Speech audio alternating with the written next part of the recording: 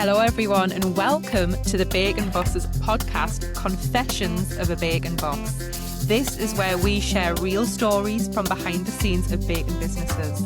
The wins, the wobbles and the lessons that you only learn by doing. We are Charlotte and Jo, two northern girls who built our own bacon businesses through trial and error, consistency and a hell of a lot of showing up. This podcast is proudly sponsored by Rain Accounting, an expert accountancy firm who support bacon businesses and small business owners to feel confident with their finances. Rain Accountant was founded by Nicole, a straight-talking accountant who understands the reality of running a business alongside real life and believes accountancy should feel supportive, clear, accessible, and most of all, not intimidating. Bacon Bosses is the community and business behind this podcast, created to support hobby bakers and bacon business owners with practical guidance and genuine support. That support also lives inside our membership, the Bake Boss Club, where bakers get ongoing help to build success on their terms. This podcast is one part of that. Honest conversations, shared experiences, and a reminder that you're not doing this alone.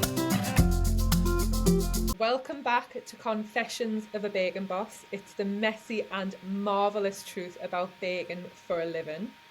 So we are Charlotte and Jo, and we've got someone really special joining us today. We've got Helen Miller, who is the owner of Bailey's Bakes and Cakes based in County Durham. She's known for creating gluten-free and dairy-free cakes that taste incredible, and her journey into bacon is anything but ordinary. So Helen's actually gone from nursing to being a full-time mum, like so many of us, to running a specialist bacon business, all from her converted garage at home, which looks absolutely amazing because I have had a little sneak peek. So we can't wait to hear a story. So I think we'll probably start with something a little bit light to get the conversation going so that people know a little bit about who you are, Helen, just through something fun. So if you were sitting down to start baking, getting everything ready, what is your drink of choice? Coffee, lattes. Has to be. Coffee and latte. Is that just to keep you awake? Pretty much, yeah. No, it has to be. I'm coffee obsessed every time I go out. It has to be sugar-free, caramel, latte every time. Soy milk now because I'm dairy intolerant. So yeah, has to be every time without fail. Coffee. Do you know what? Like coffee Obsessed. is like the one of the only things that I just really don't like.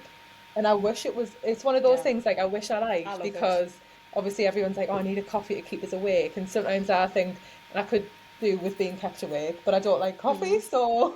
The first thing I do on a morning is go to my coffee machine. And yeah, caramel latte. I'm with you on that one, Helen. I love a caramel latte. I think I would have the caramel without the latte. Right, so on every episode of Confessions of a Bacon Boss, we get the guest to share a confession. So something funny or shocking or just something really honest about their bacon journey. So Helen, what is your confession? My confession would have to be probably that I'm the person that doesn't really eat many of my bakes. I'm not really a taste tester. I have to farm everything out. I give them to my neighbours, give them to my kids. Don't really eat my cakes. They will leave mine lying on the bench for days, but if I buy a cake from somebody else, it gets eaten straight away. But I'm not really into eating my own cakes anymore.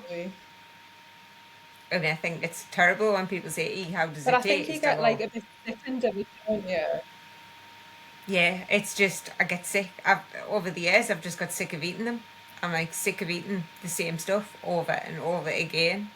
I mean, don't get us wrong, I do have a favourite one, but I've just fed up with eating them and I just don't. I've lost so much weight But I'm sure they that, taste nice though, and I bet yeah, that the people that you're giving them to enjoy them and it goes down well. they absolutely love them. Everybody comes back for more. It's just I'm not a cake person anymore. Like losing weight, I'm like, no, don't want to eat them anymore. Don't want to put all my weight back on. So I'm not really a cake eater anymore. Yeah. And Helen, everybody I says wish I don't. was more like that. In my house, my kids and everyone are not bothered about eating my bakes, but yeah, I am, and I can't leave nothing alone. Thing is, So yeah, I wish I had that problem. once I start, I can't stop. So So I have to keep off them. yeah, I know what you mean. So Helen, can you tell us about your journey and how you went from nursing into baking? I gave up to look after my children. My son was diagnosed with ADHD and autism at a young age, so I left work to look after them. And then I was diagnosed with MS 11 years ago, um, and didn't think I would ever get back into work. And then just started doing cakes for the kids as a hobby. And then it's just got bigger and bigger as the years have gone on, and it's just got to the point where I've been kind of pushed and everyone's like, look, you need to do this. And I've thought, do you know what, let's just take the leap and do it. I'm never going to know if I don't try. So February this year was the big jump into doing it, and step by step, like little steps, and with a lot of help from my husband because he does a lot of the work. It tends to be I'm more the face of the business, he's more in the background because he doesn't want to be like, he's the big butch person, the big Yeah. butch Glaswegian that doesn't want to be on the front line. He does a lot of work in the background doing it all, and I'm more the face of the business now. um, but yeah, kind of bit by bit of just building it up and baby steps back into the working world. Bailey's Bakes is my baby. So you know how you started, do you know how you started in February this year? Like how long have you actually been baking for? Like how many years of experience have you got? Baking wise, I started when the kids were about 3 or 4. So, no, boys are 17 now. So, talking 14 years I've Wow. been baking.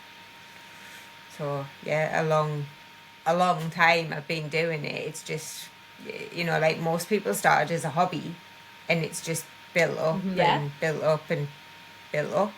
And then I was making dairy free cakes for my husband anyway because he's dairy intolerant. And then I just thought, do you know what, let's do dairy free. Let's look into doing the gluten free as well. I've got this perfect opportunity. I can convert the garage, use that as the area to do all the gluten free and the dairy free, and I do vegan as well. It's just I don't get asked very often for the vegan. Let's do that side of it because there's not many people have in the area do that. There's not many people have the opportunity to do that, and I thought, well, why not? I've got the opportunity. Let's grab it while I can Yeah. and do it. So here we are. Yeah. So, so what do you think what role did bacon play for you, like when you were actually raising the kids when they were little and like trying to manage your own health? it was it was more something I could do. It was there was this book. Um, it was it was a book that I bought years ago to explain MS to kids, and it was all about how mum has MS and she can't take part in sports days and she can't do this and she can't do that, but she makes the most amazing cakes, and it just kind of stemmed from there, and it always was like that. And it was always like, well, my mum can't do this, my mum can't run a race, but you know what, my mum makes me whatever birthday cake I want. And yeah, they've given me some massive challenges over the years, but whatever they've asked for, I've managed to do with my husband's help. It's not easy doing it sometimes, but between me and him, it became the thing that, well, my mum can't do that, but you know what? My mum does this instead. So it kind of started from this book. I can't even remember who wrote the book, but it just started from this book that my mum makes the most amazing cakes. And it just did, and it's never really bothered my kids that. I love So, that. Helen, you've been baking for years, and then you said like in February this year was when you decided to turn it into a real business. So had you been thinking about that for a while, or did something happen that made you realise, right, it's time to make something out of this? Like, what was the trigger to make you decide to I've done go for it? sugarcraft. I've done sugarcraft for years, and I'd been doing. I donated a cake with all me to a raffle, for a load of my friends, because part of like a charity fashion show, and it was like really big sugarcraft display on the top, and my friend won the raffle, and she really, really pushed us into it. She was like, you really need to seize the opportunity, you need to do it. And then everybody kind of said the same thing, and they gave me the confidence to do it, and being like part of a new friendship group, a different friendship group, and the sugarcraft ladies that I was with, over the years, they've given me confidence. And this group of ladies, they all had their own businesses, and they finally gave me the confidence to be able to do it and say that actually, yes, I can do it, and you've got to seize the opportunity, because if you don't, you could live to regret it. And what have you got to lose? You've got to try it and do it while you can. I think it's that thing of like being part of a community of like-minded people that gets you further along in your business than actually knowing things. Because when you've got people around you, they'll help you to get over the difficult times. Like, they become your cheerleaders, they become your friends. And obviously we've got the Bake Boss Club, and you're a member of it, so you'll know. But we've seen, like, even just in the first like month and a half of people being in there, that is what helps beyond anything that you can be taught. Yeah, If you've got definitely. people, you'll be pushed forward, and you're always learning something that you don't know of somebody else. It's like it's worth its weight in gold to be in something like that, isn't it? Yeah, absolutely. When you've got the right people around you, cheering you on, it just makes all the difference. Yeah. Yeah, So totally I think agree. you've probably hinted on this so far, but obviously you've built Bailey's Bakes and Cakes around like gluten-free, dairy-free bacon. But what made you decide, like, right, I'm just going all in on that niche and not focus on the other bits?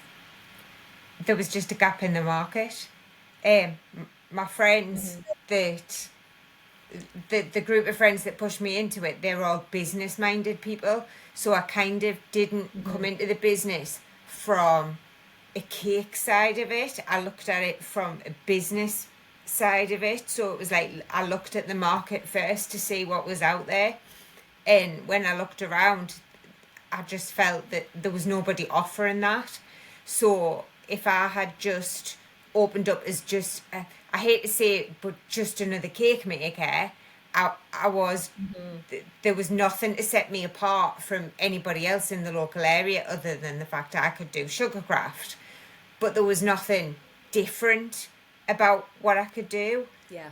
So when I was looking around, I thought, actually, there's nobody that's offering gluten-free. There's nobody offering dairy-free. So I've got the opportunity, I've got this space that I can convert. If I offer that, then I'm filling that gap in the market. So potentially I've got customers there waiting that I could have ready and waiting to come to me. So it was like I looked at it from a business point of view as opposed to just a baking point of view. So I came at the business from a different side of it to some people.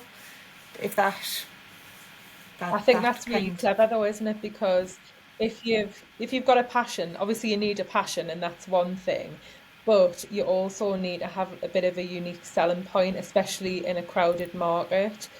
And it's probably where a lot of people hit their first hurdle when there's so many other people to buy from. Well, why should people out there buy from you? And you're giving them a reason, and you've got that niche audience who will rely on someone like you being there because they can't buy cakes and bakes from other people. At least not very regularly. They're relying on the expensive part of the supermarket, and it's not the best for having something bespoke and custom made. So I Yeah. think it's really, really clever. Yeah, absolutely. I used to get asked about it quite a lot. Dairy-free cakes, vegan and gluten. And I've never made a gluten-free one, but so yeah, definitely a huge gap in the market for it. Yeah. Do you get asked But much about it, Charlotte? Not really. I Yeah. think I just sort of stick to making the Yeah, the where ones you with feel the standard safe. Yeah, ingredients. yeah, Yeah. where you feel safe. But obviously, this is your speciality. So, yeah, what has been the biggest challenge for you offering the allergen-friendly cakes? complying with environmental health. They're Yeah, like yeah, they're the yeah. hardest. They've not liked it at all. They're kind of dead set Did they have against it. to do checks in your kitchen? They Did they they have to just do checks to make sure everything was 100% allergen-free? know because they don't like doing it.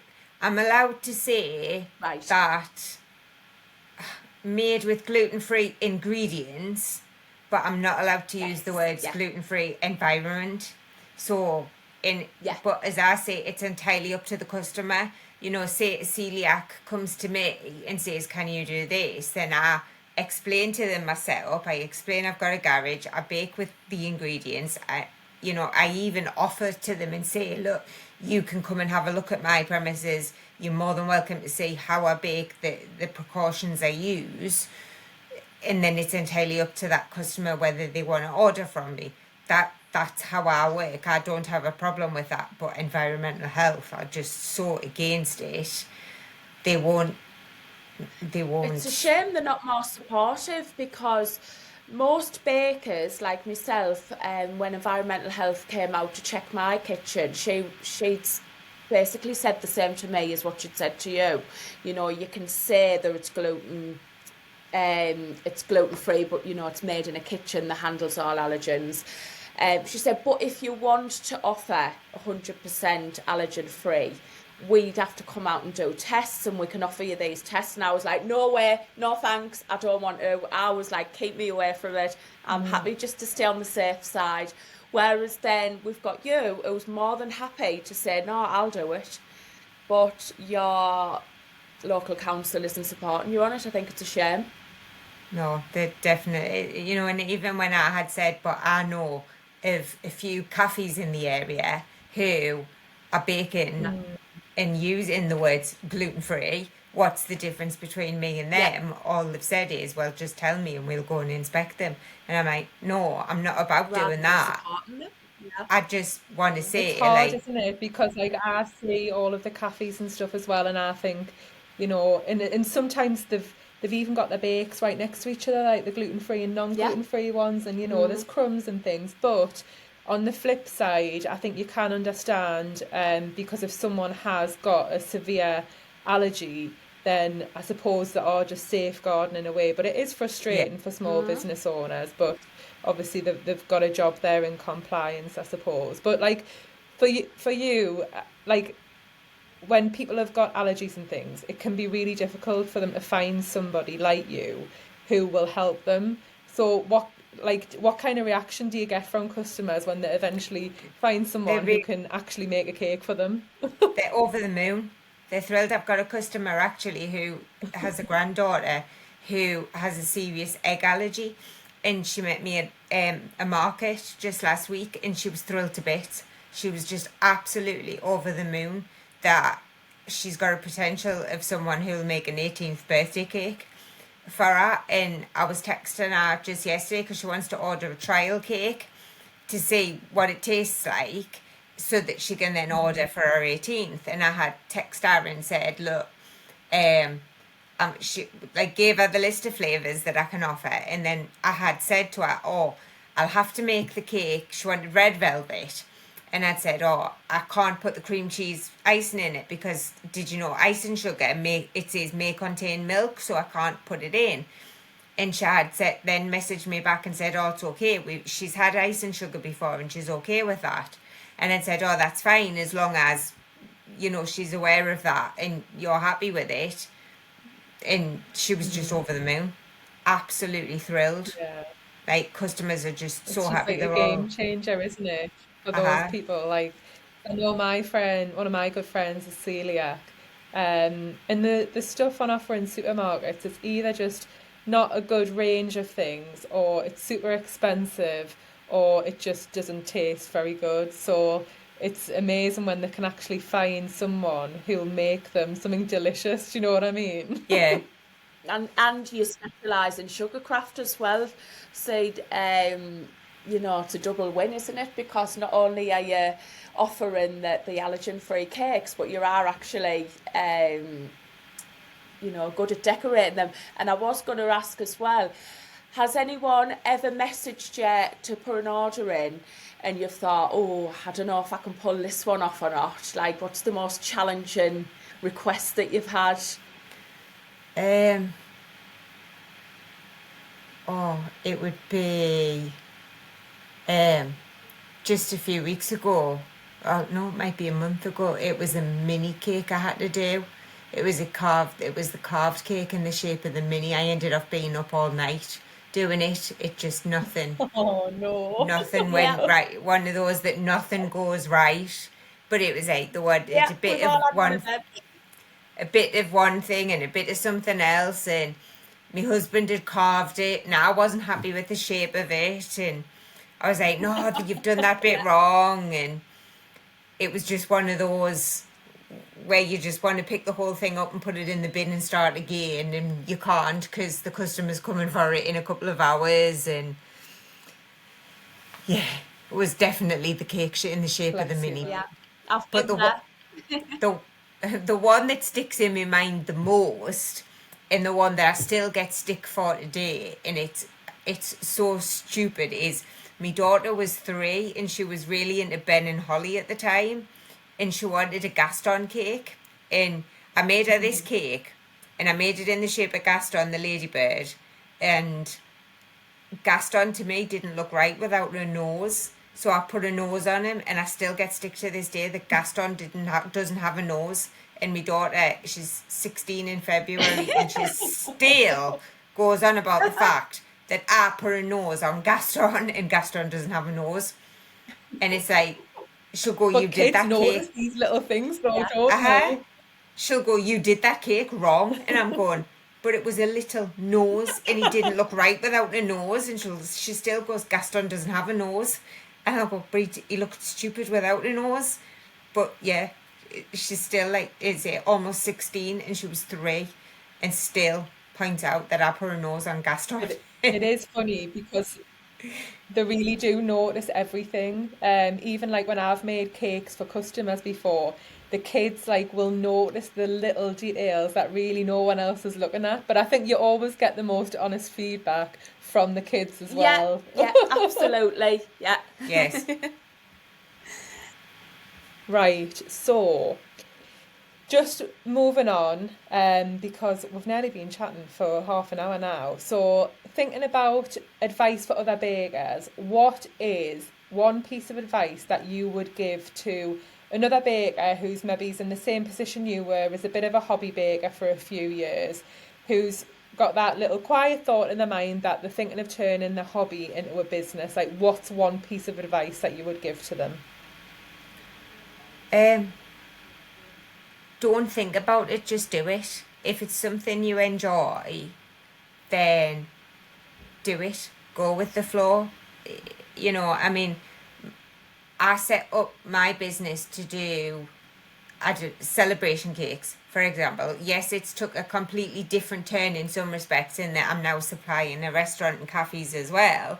as doing the big celebration cakes, but just go for it. You're never going to know if you don't try, and that doubt is always going to be in your head. Just yeah, just give it a whirl. Yeah. What have you got? I What have you totally got to agree. lose? I think that's like the main advice that I would give as well, to be honest. Yeah. Try it, do it. What's the worst that can happen? If it's that you're going to have to, leave your employment, then you can always get another job. So I think sometimes as well, I don't know what you think, people are scared of looking like they've failed at something as well, and I think that can put people off for a while.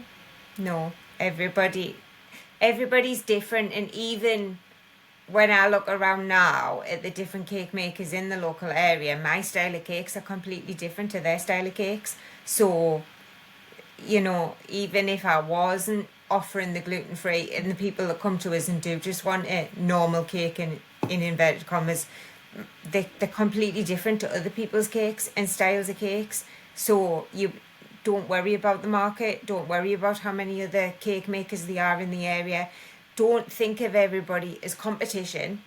I hate that. We're not all in competition with each other. Work together. Make friends, make a community. I love being part of Bacon Bosses.